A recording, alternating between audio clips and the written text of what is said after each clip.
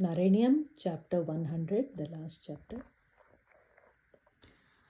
अग्रे पश्यामि तेजो निबिडतरकला यावलीलोभनीयं पीयूषाप्लावितोऽहं तदनु तदुदरे दिव्यकैशोरवेशं तारुण्यारम्भरम्यं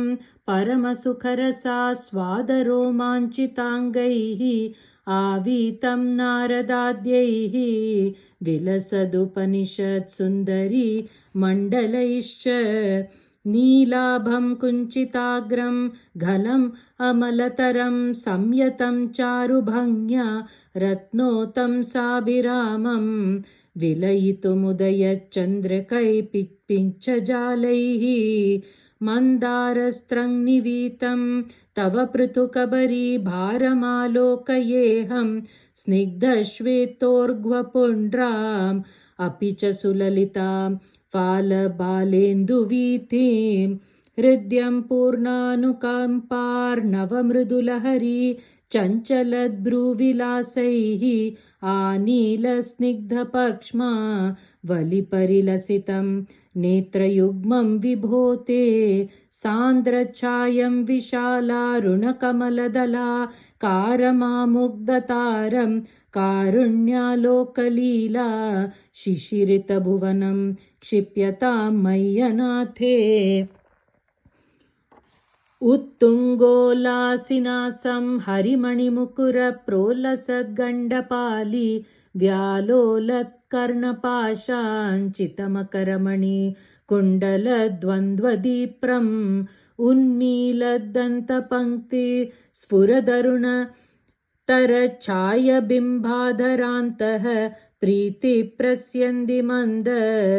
स्मितमधुरतरं वक्त्रमुद्भासतां मे बाहुद्वन्द्वेन रत्नोज्ज्वलवलयभृता शोणपाणिप्रवालेन उपात्तां वेणुनालीं प्रसृतनखमयूखाङ्गुली सङ्गसारां कृत्वा वक्त्रारविन्दे सुमधुरविकसद्वागम् उद्भाव्यमानैः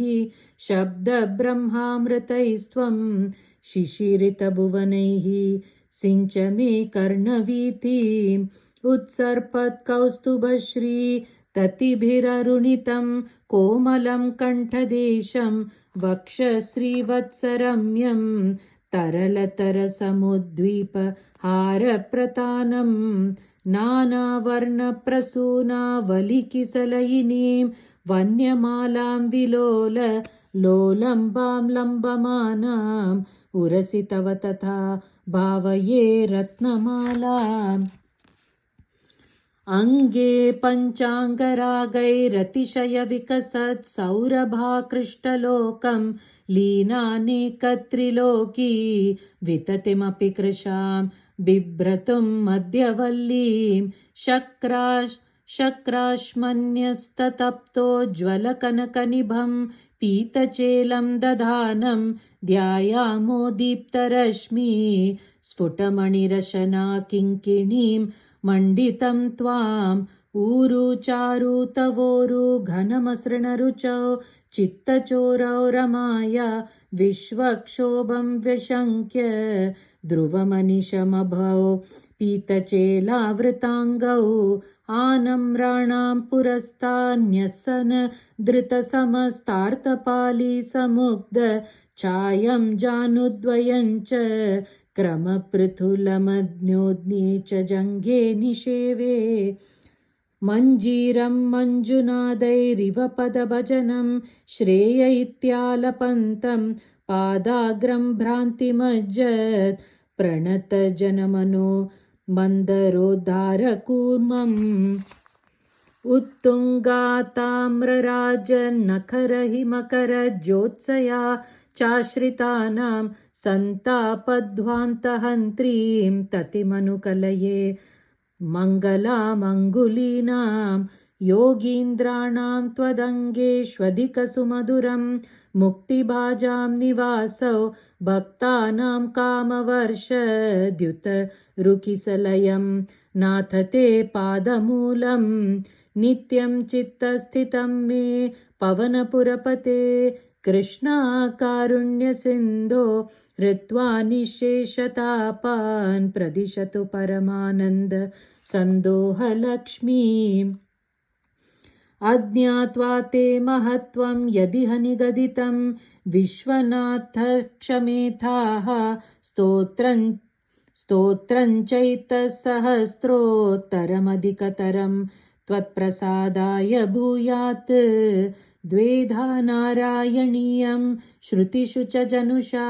स्तुत्यता वर्णनेन स्वीतं लीलावतारैः इदमिह कुरुताम् आयुरारोग्यसौख्यम् अज्ञात्वा ते महत्त्वं यदिह निगदितं विश्वनाथ क्षमेथाः स्तोत्रं चैतत्सहस्रोत्तरमधिकतरं त्वत्प्रसादाय भूयात् द्वेधा नारायणीयं श्रुतिषु च जनुषा स्तुत्यता वर्णनेन स्वीतं लीलावतारैः इदमिह कुरुताम् आयुरारोग्यसौख्यम्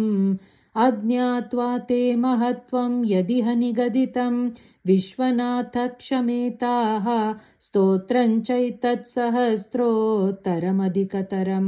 त्वत्प्रसादाय भूयात्